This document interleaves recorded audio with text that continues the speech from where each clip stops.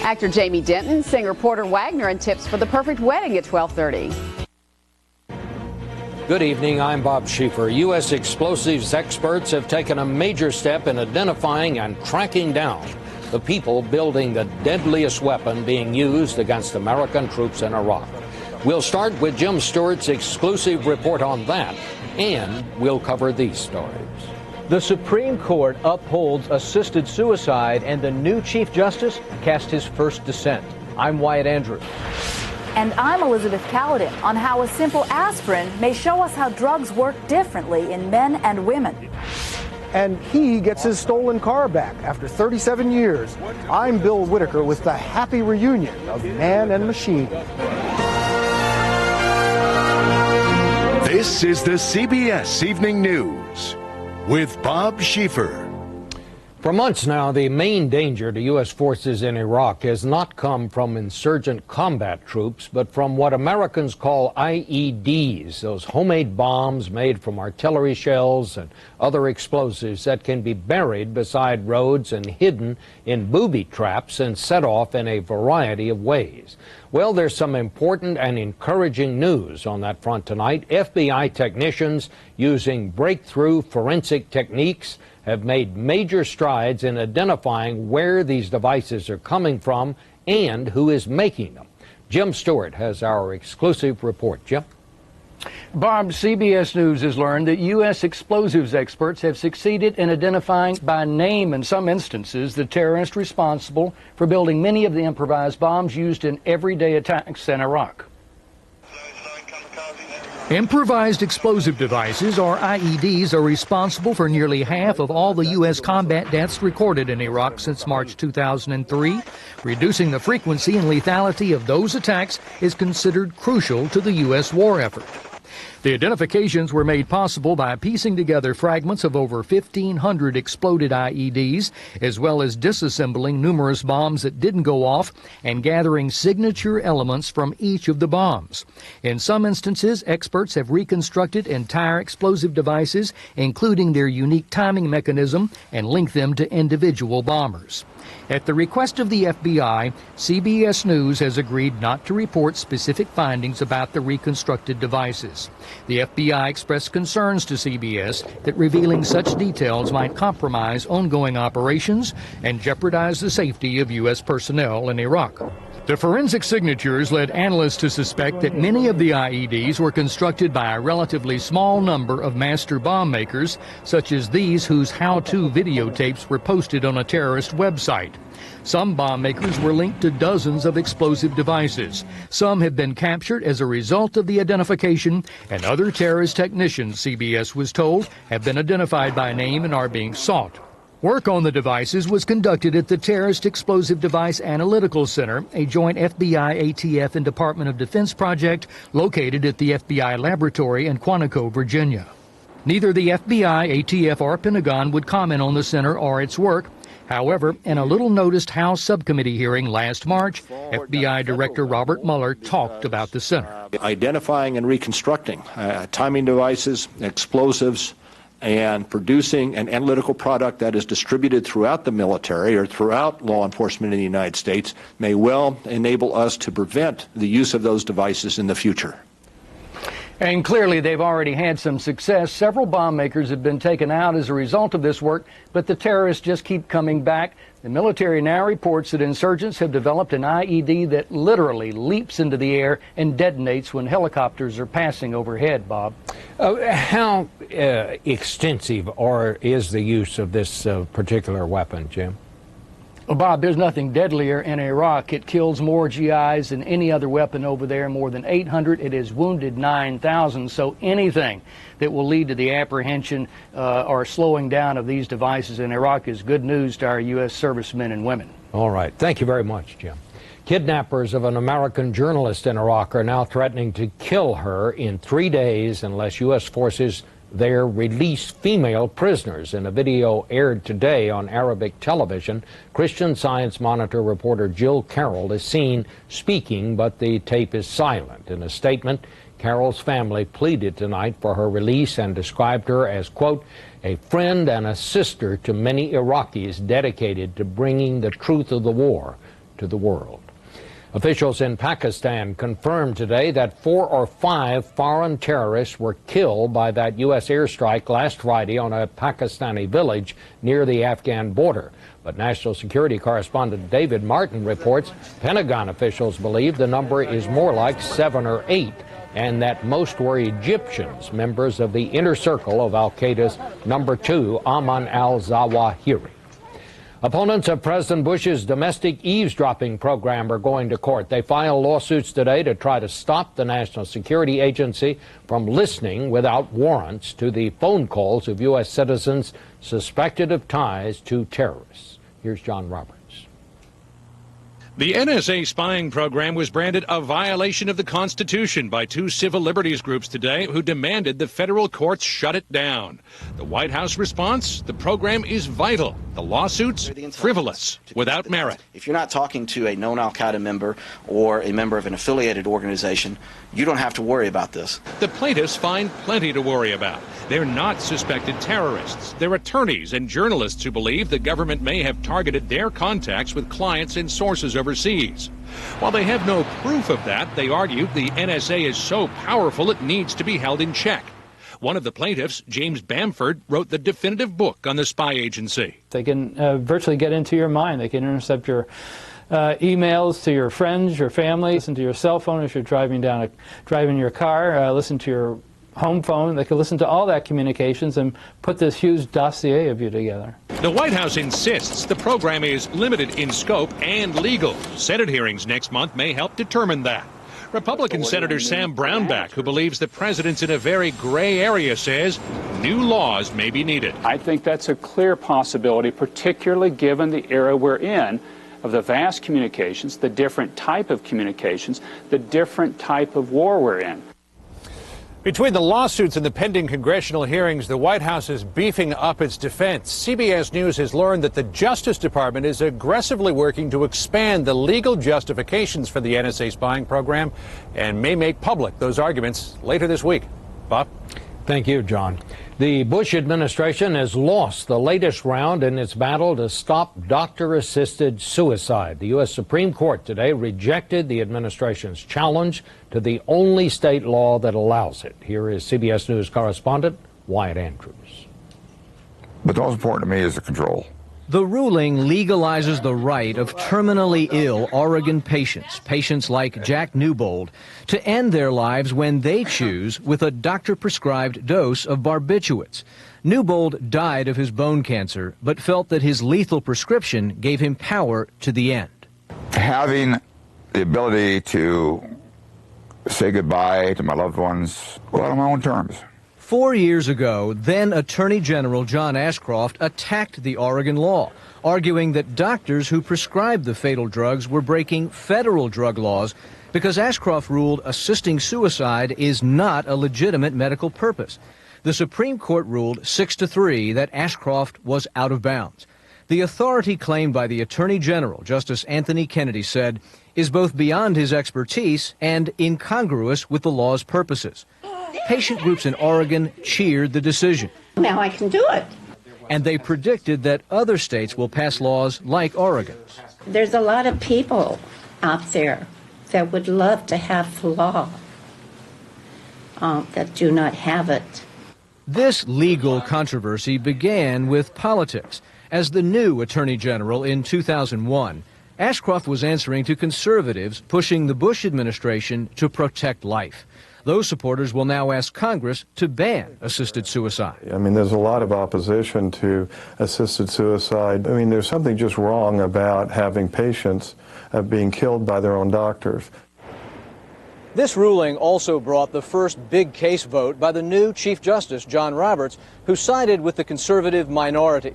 Roberts joined a dissent filed by Justices Scalia and Thomas, who argued that Ashcroft had it right. Wyatt Andrews at the Supreme Court. Bob? Thank you very much, Wyatt. When lobbyist Jack Abramoff pleaded guilty and promised to help prosecutors track down members of Congress who may have taken bribes, legislators rushed to sever connections with him. His campaign contributions were donated to charity. And now today, House Republican leaders proposed a far-reaching ethics reform package that would ban gifts from all lobbyists to members and their staff, stop privately funded travel for members and staff, and change from 1 year to 2 years the amount of time that must elapse before former members and staffers may lobby. Gloria Borger's at the Capitol tonight. Well, Gloria, I think I know the answer, but why so quickly did they make this proposal? Well, Republicans are very nervous, Bob. They know that this so-called culture of corruption is going to be a huge issue in the 2006 midterm elections. Jack Abramoff, as you mentioned, was a Republican. Republicans have been implicated in that scandal. They knew that they had to grab this reform mantle or they would be steamrollered by the Democrats on the corruption issue. And tomorrow, Bob, the Democrats, leaders in the House and Senate are going to take an oath saying that they are going to reform this culture of corruption that they say is run by the Republicans. And you think it's going to pass? I think some kind of lobbying reform is going to pass in the blink of an eye around here. All right. Thank you very much, Gloria. Coming up, damaged but standing proud, a New Orleans university reopens after Katrina, what it took to save it, and the difficult road ahead. But first, CBS News honors American heroes Jim Kaufman. He was 49 when he deployed to Iraq on a mission to take back 5 police stations. His unit came under heavy fire, badly wounded in his left shooting hand, his gun disabled. He picked up another gun and kept shooting with his right hand until the enemy was defeated. The married father of 2 received the Distinguished Service Cross. Feeling excluded, left out. Think you haven't got what it takes. Think again.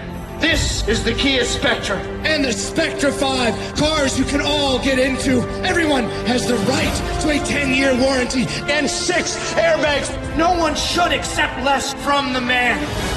People, it's 2006. The velvet roof has come down. The Kia Spectra, recipient of Consumers Digest Best Buy Award, starting around $14,000 after cash back.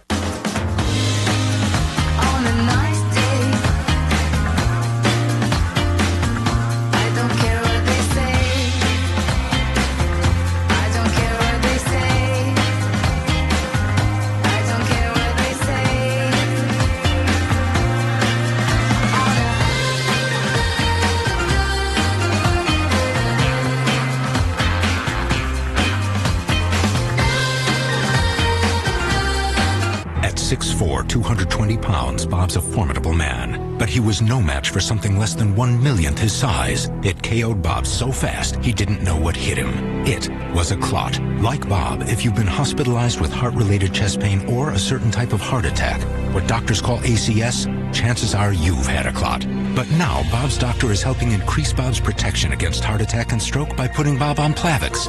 Plavix, in combination with aspirin and other heart medicines, helps provide greater protection against heart attack and stroke than aspirin and other heart medicines alone, by helping keep blood platelets from sticking together and forming clots. If you have a stomach ulcer or other condition that causes bleeding, you shouldn't use Plavix. When taking Plavix alone or with some medicines, including aspirin, the risk of bleeding may increase. To minimize this risk, talk to your doctor before taking aspirin or other medicines with Plavix. Additional rare but serious side effects could occur. Ask your doctor about Plavix today, because no matter how formidable you are, you're no match for a dangerous clot. So you're saying he's a fairy? Snack fairy. Help! A little help! And he brought you gifts? Yep. Brought these. Fig Newtons. 100% whole grain? They're good, actually. Yep, they are good. We love your cookies, sir. What? Walk it off, Snack Fairy! New 100% whole grain Fig Newtons from Nabisco. Snack happy. In New Orleans today, classes were held at 3 universities for the first time since Hurricane Katrina. Students were back on campus at Tulane, Southern, and Xavier. Harry Smith of the CBS Early Show was at Xavier, where students found some big changes and major challenges still ahead. It's only a short list. Sister Maureen Hurley offered a prayer at the start of biology class today at Xavier University in New Orleans. Thank God that we're back again, that we're all alive. This, the only historically black Roman Catholic college in the country, was hit harder than any of the other major schools in town. We had flooding up about 4 or 5 feet inside the building. Every single building on campus had some degree of damage. Repairs are anything but complete. Still, classes resumed because Xavier has a legacy of excellence. How important is it, do you think, for this institution to survive? I think it has to. Being #1 for medicine, science-related fields, pharmacy, it has to stay open. University President Norman Francis. You know, I'm either going to be called stupid or visionary. But that vision comes with a serious price tag. After insurance and after assistance from FEMA, we will be still looking at $20 to $25 million worth of repair and equipment replacement costs that will have to be made up somehow. Somehow means laying off about 80 professors and more than half the staff. Physically, it looks like the same school, but it's not really. Nearly 1,000 of Xavier's 4,000 students elected not to come back. Xavier sophomore Terrence Maxey plans to transfer permanently to Southern California. When I look back online, a lot of teachers that I wanted to go back to are not there anymore. Xavier is like an island in a sea of broken homes and boarded up storefronts. Everyone's making adjustments, like chalkboards instead of computers. As long as you're ready to learn, it's okay. Things will work out just fine. Xavier's reopening is significant, truly significant to some African Americans who wonder if New Orleans really means to save a place for its black citizens. Had we not come back, I think there would have been some suspicions about, oh boy, they know something, so maybe we shouldn't come back. We wanted to be a beacon of hope and faith, and we're doing that. A beacon to the future, so the past is not forsaken. Harry Smith, CBS News, New Orleans. And just ahead, millions take aspirin to help prevent heart attacks, but a new study shows it works differently for men and women. We'll have the details in just a minute.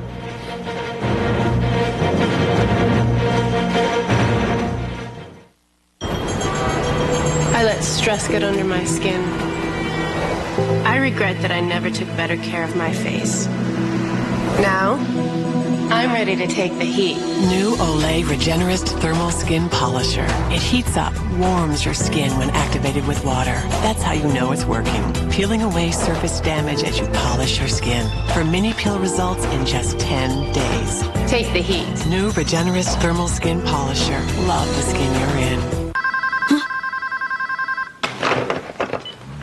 Hello? It's your wake-up call. Wake-up call? That's right. You have gained 10 pounds, at least. Not so peppy anymore, huh? What'll I do? Want to feel like you did 10 pounds ago? Try the Post-Eat 2 Lose 10 plan. Cut your calories, exercise, and replace 2 meals a day with these heart-healthy Post cereals. Hello? Wake-up call. Honey, it's for you. You'll feel like you did 10 pounds ago. We asked Lindsay Allen how new Ambien CR helped her with her sleeping trouble. Well, there you are. New Ambien CR has a controlled release formula in a 2-layer tablet. The first layer dissolves quickly to help you get to sleep fast, while the second layer dissolves slowly to help you stay asleep. So you can wake up and get ready for your day. New Ambien CR is one of many treatment options, in addition to lifestyle changes, that you and your doctor can consider. Ambien CR is non-narcotic. Until you know how Ambien CR will affect you, you shouldn't drive or operate machinery. Side effects may include next-day drowsiness, dizziness, and headache. You shouldn't take it with alcohol. All sleep medicines carry some risk of dependency. Do not use sleep medicines for extended periods without first talking to your doctor. Be sure you are able to devote 7 to 8 hours to sleep before you need to be active again. Ask your doctor about the new Ambien. New Ambien CR. Tomorrow will thank you. More Americans choose Chevy than any other brand. And now, we just lowered the sticker price on every car, truck, and SUV we sell. Find out more. Click on head-to-head at Edmunds.com. America's #1 brand, America's #1 value. Chevy, an American revolution. NASA had hoped to launch its long-planned mission to the planet Pluto today, but the rocket never got off the ground. High wind over Cape Canaveral forced the space agency to put off the launch for at least 24 hours. They will try again tomorrow. Millions of Americans take a daily dose of aspirin on doctor's orders, and while this inexpensive pill can be a lifesaver for both men and women, it apparently protects them in different ways. Medical correspondent Elizabeth Caledon now with the story. Elizabeth. Well, Bob, what we know for sure from the study out tonight is that at least one drug works differently for men and women. But this is just the beginning. And doctors tell us that this research could ultimately lead the way to major changes in the way drugs are prescribed. The drug is aspirin, probably found in most medicine cabinets in America. But here's something you may not know about this common compound. Men and women taking aspirin to prevent heart disease will have completely different results. According to the newest research, in 95,000 healthy patients with no prior heart problems, an aspirin a day reduced risk of stroke in women by 17%, with no reduction in heart attack. While in men, the aspirin cut heart attack risk by 32%, with no reduction in stroke.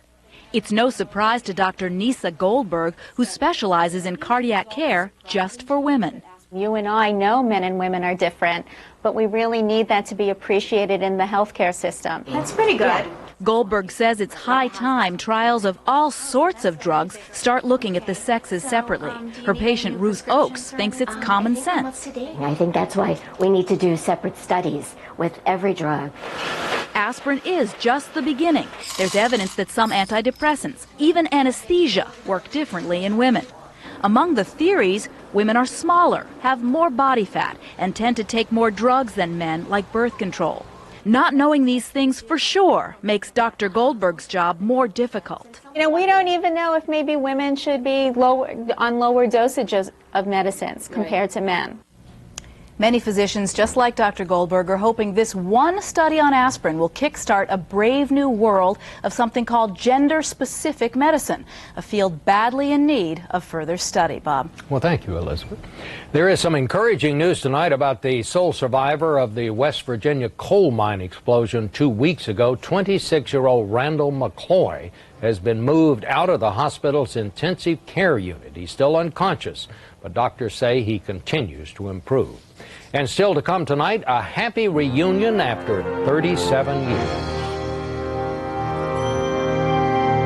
Mary gave up her car in exchange for a ride anytime she needs one. It's the brainchild of this woman, and for 1 million elderly drivers who probably shouldn't be on the road, it's a godsend.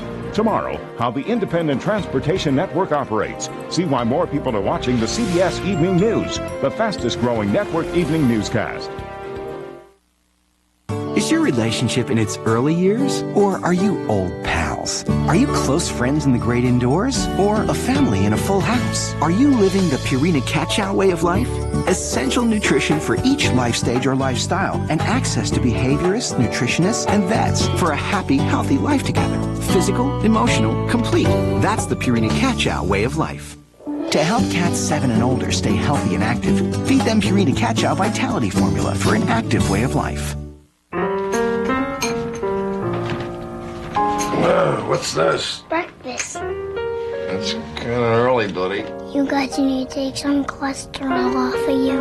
Honey, have you been reading the Cheerios box again? I got that off the box. Cheerios is still the only leading cold cereal clinically proven to reduce cholesterol to help your heart. I was very thoughtful of you. Very early, but very thoughtful.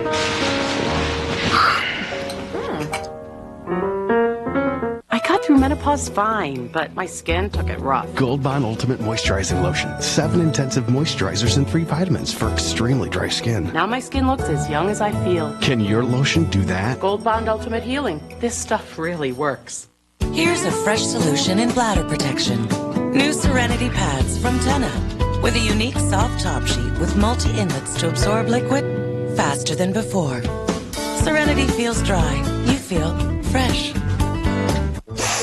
I'm so congested and I can't sleep. She needs Nasonex. Nasonex relieves congestion and other nasal allergy symptoms. Ooh. Nasonex. Ooh. Nasonex. Nasonex relieves congestion and other nasal allergy symptoms. Maybe that's why 4 million nasal allergy sufferers used Nasonex last year. Side effects were generally mild and included headache, viral infection, sore throat, nosebleeds, and coughing. A wise choice. Nasonex treats congestion and other nasal allergy symptoms. Ask your doctor about Nasonex. Let's say you have a patient, adult male, 45, he's generally healthy, but his cholesterol is elevated. He's eating healthy, exercising, but his cholesterol is still up. Choices. Prescribe a cholesterol-lowering medicine like a statin. Good choice. Other options? How about prescribing Zetia? It works differently. Statins work mainly with the liver. Zetia works in the digestive tract, as do some other medicines. But Zetia is unique in the way it helps block the absorption of cholesterol that comes from food. So it complements what he's already doing. Yep, and Zetia, along with a healthy diet, lowered bad cholesterol by as much as 30 points. That's 18%. Zetia may not be right for people who have ever had liver problems, are nursing or pregnant or may become pregnant. A doctor will decide if Zetia is right for them.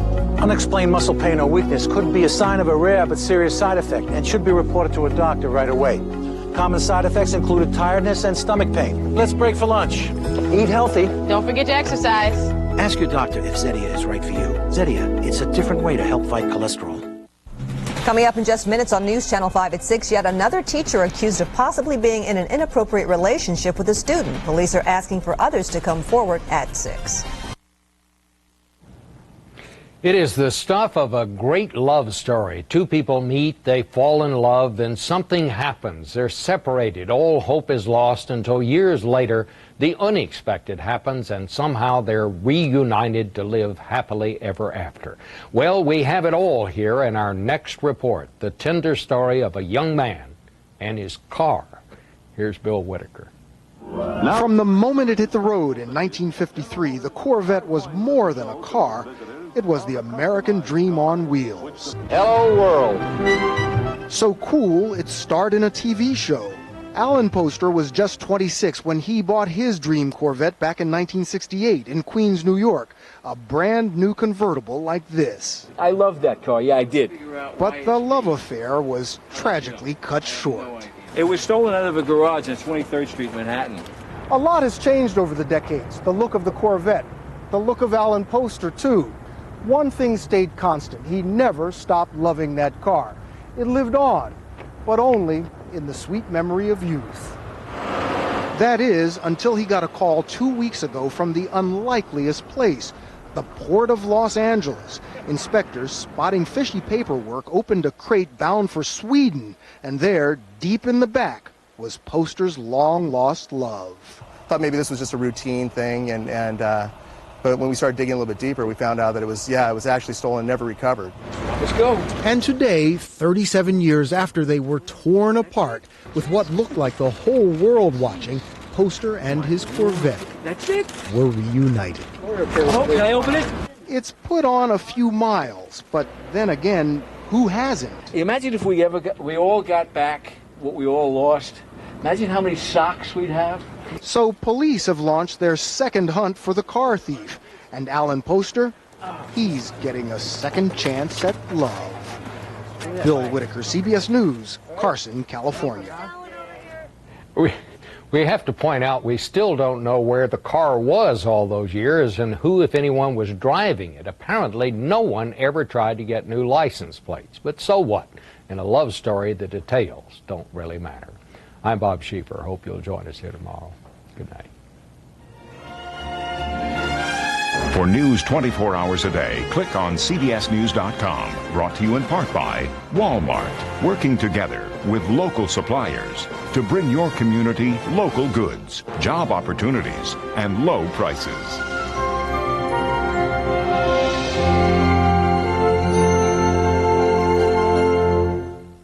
See why more people are watching the CBS Evening News, the fastest growing network evening newscast. Experience CBS News. Straight ahead on News Channel 5 at 6, we have new information tonight in the police chase that left 2 Spring Hill teenagers dead. And you're looking at a live picture of the state capitol. The Senate is debating right now whether the election of one state lawmaker should be null and void. And 1.5 to 2 inches of rain fairly common across our area on a wet Tuesday. And now an area of snow moves in. Your news begins now. From your news and information leader, winner of the Emmy for News Excellence, this is News Channel 5 at 6. Good evening, everyone. The rain just is not letting up. And as the temperatures drop, that rain could turn into snow. Good evening. Before this night is over, some of you could see some winter weather. So just what will it be and how much? Ron's in the Storm 5 Weather Center with all the answers. Well, fortunately, if you don't want a lot of snow, this is one of those systems where the moisture is leaving just about the time the cold air comes in. So it's not going to be a big deal. But here's a picture sent in by one of our viewers up in Hopkinsville, Kentucky, where the ground is white. Here's a look at what the radar looks like right now. And you can see over West Tennessee, northwest Middle Tennessee, western Kentucky.